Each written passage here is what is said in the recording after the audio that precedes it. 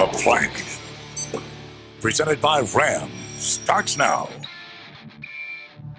It's not like we're totally surprised that he would come through with a big play like that. In times like that, we needed one of our best players to step up and make a big play. He did it.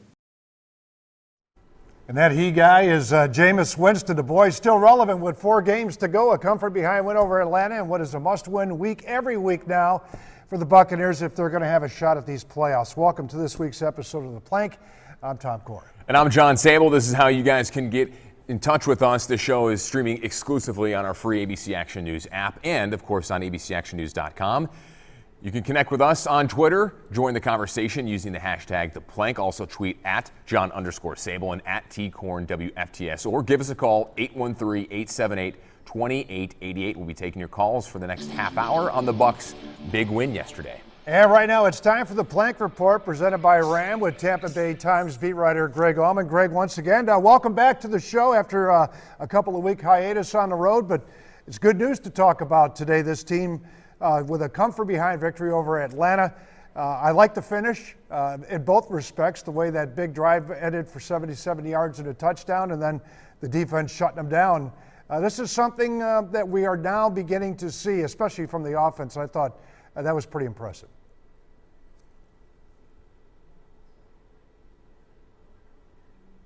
Okay, I guess we're having a little difficulty with Greg right now, but we'll try to get him back. But yeah, in my mind, that was one of the key things. When the Buccaneers had the opportunity to come back after going down 16-13, I think it was, I said, okay, what are you going to do? You're going to go for that tie? Or are you going to try to be like a playoff team and are you going to try to go for that victory? You know, it's interesting. When you look at that, you see the maturation process of this team and how they've grown. Because I think if that was earlier in the season, they would have fallen flat on their face. They wouldn't be able to put together a game-winning drive. And, of course, last year they wouldn't ever have been able to do that. But when you see how this team kind of meshed together in that second half, especially in that fourth quarter with Jameis Winston, you know, these guys were eager. They were excited. They didn't back down from that challenge. And I think that's something that you see in a team that's young, but they're used to winning now in a way. They're now 6-6. And when you win consistently every other week in the NFL, you're going to put together some game-winning drives. And that's something that a rookie quarterback like Jameis Winston, and we're going to be talking about him a lot throughout this the Plank show here, but I like that. I like what we're seeing. And Jameis Winston did that at Florida State, struggling a little bit earlier in the season, but now all of a sudden, the last few weeks, he is living up to the expectations and proving a lot of people wrong.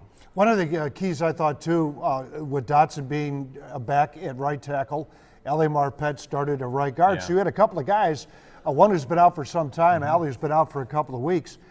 I thought they both did a very, very good job in their first game back. Marpet was pulled a lot out of his guard position, and he was a lead blocker that opened up some holes there for Martin on the left side. And then Dotson, I thought, did a nice job of holding his own, which is impressive to see from this football team. They need it, and that's reflective in their yards gained in the rushing. And not only that, but it's impressive because Dotson has been injured. It was injured in training camp, and to finally come back and I know he said afterwards that he and the line were a little gassed at times, and we were talking about that before the show. I guess that's expected, but you know, the whole line came together and only gave up 1 sack. And when you give up just 1 sack for guys that are getting plugged in different positions, not on a consistent basis, and you mentioned the rushing yards, the Bucs just outrushed the Falcons yesterday, 166 to 64 yards, but they're doing that because of that line, in addition to obviously the talent of Charles Sims and Doug Martin. But it just shows how much better this line has been. And when you can plug people into those positions, it shows that you're deep, and it shows that it's the next man up mentality. And it's hard to say that that's haven't been like that before until really this year. Yeah, and the fact is I did notice when I was in that room after the game yesterday, the demeanor of this football team, folks, has really changed. You get a lot of lip service sometimes about, well, we got to do this and we got to do that, or we're this and we're that. But I genuinely see a difference in everybody in that locker room right now, and those guys are exuding confidence that perhaps, I don't even remember back when I can remember this type of a look from the face of those players. It's been a while. before the 13 season, clearly, because that was a disaster season, the last year of Schiano. Of course, we all know what happened last year.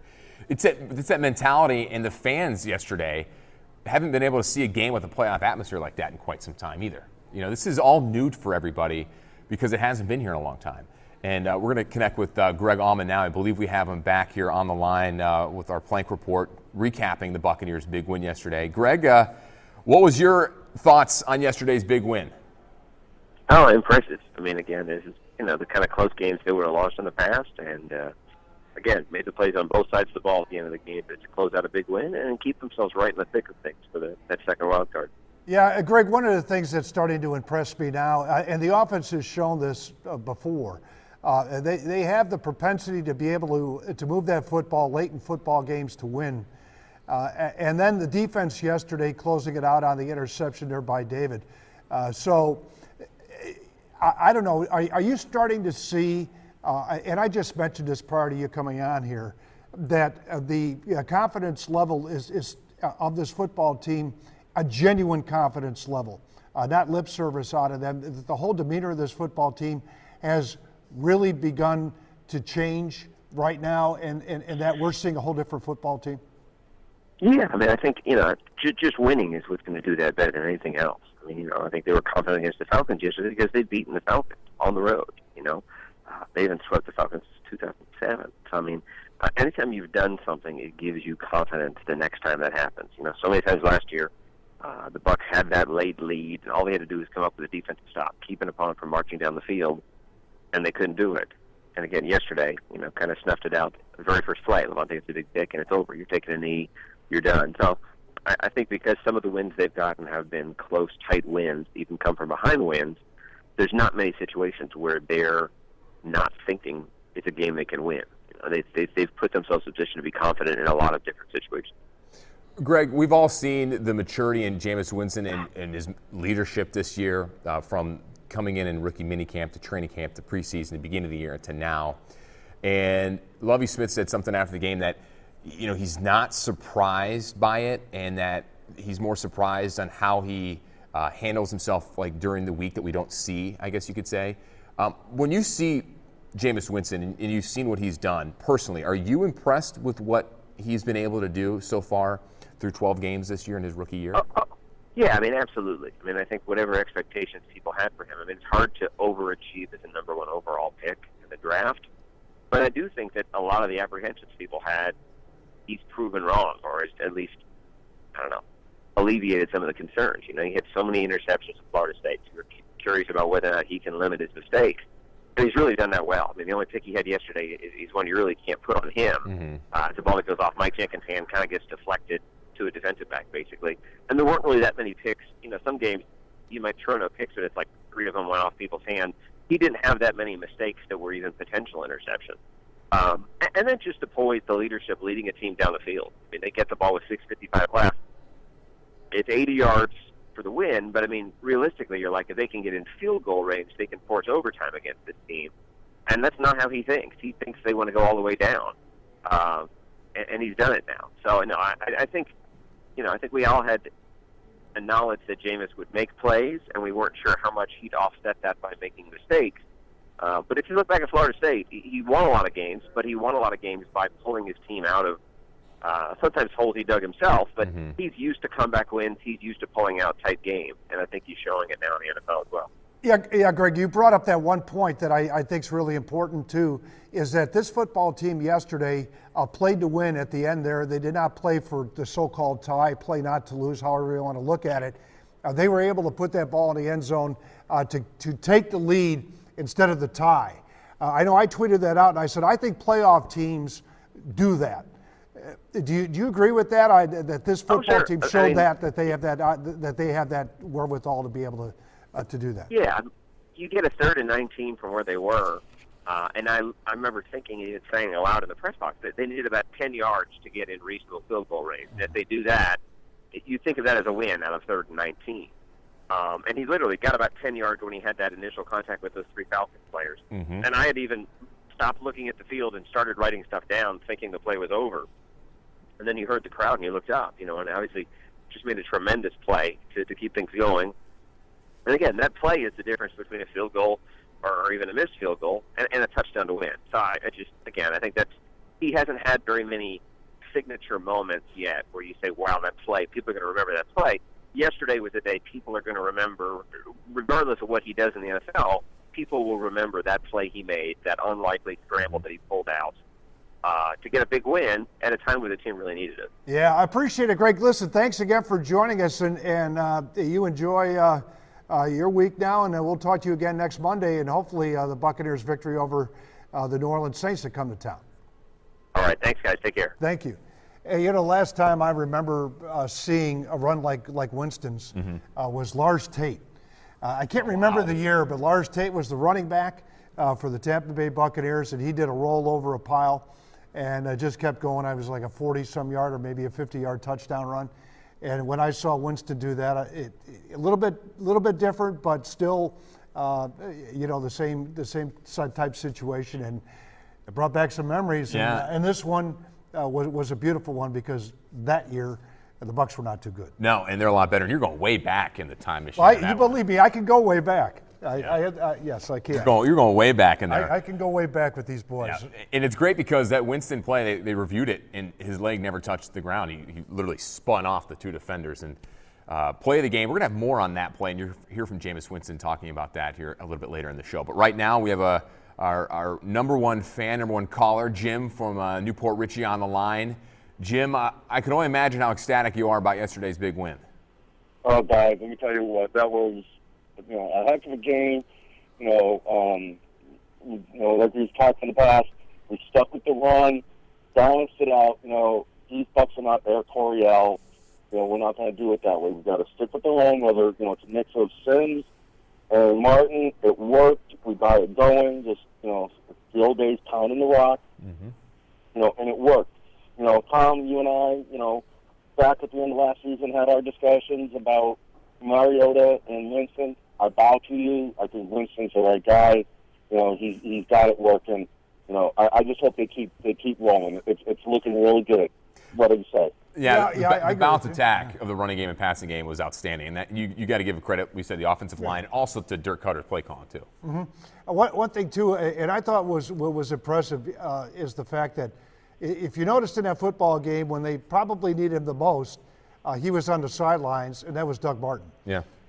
Doug Martin fumbled the football, and he sat out for a series and a half out there.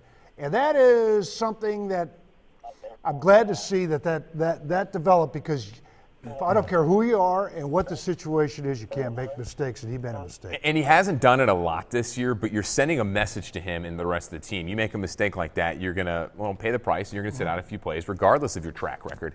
And the Falcons capitalized and got that go-ahead leading touchdown to give the Falcons the lead. The Bucs eventually came back and scored. Jim, thanks for the phone call, and we'll see what the Bucs do this coming week.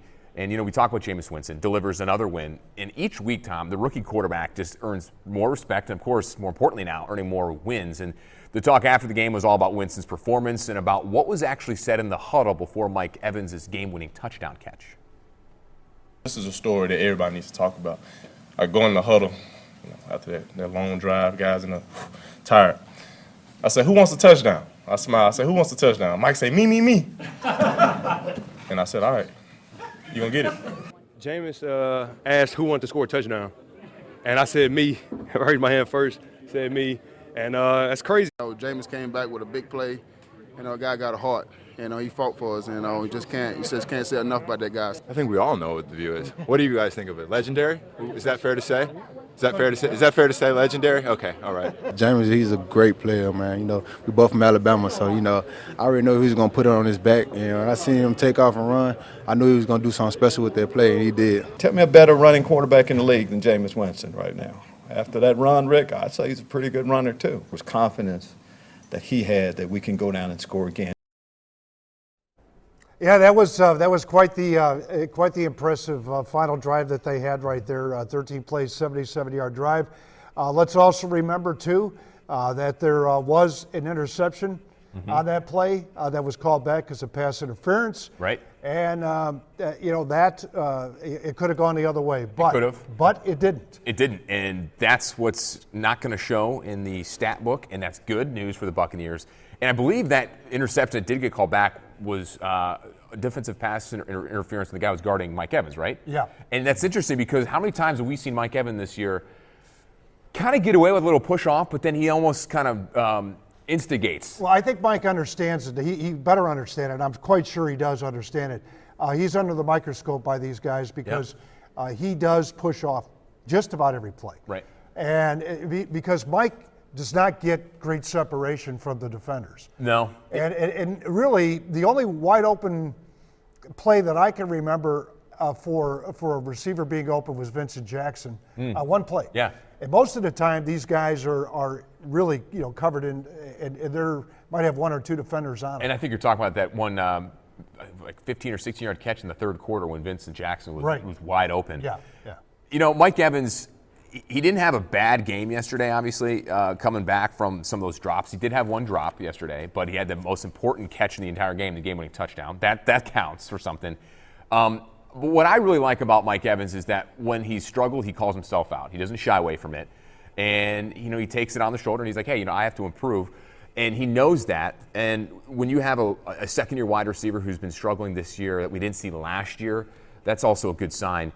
61 yards. Vincent Jackson had 31 yards or 87 yards. But you have those two guys going, and then you bring Austin Seferian-Jenkins back yesterday. You're giving an extra weapon on the field. And I know he was on what they probably would call a play count because they don't want him in there consistently with that bum shoulder that had him out for 9 games.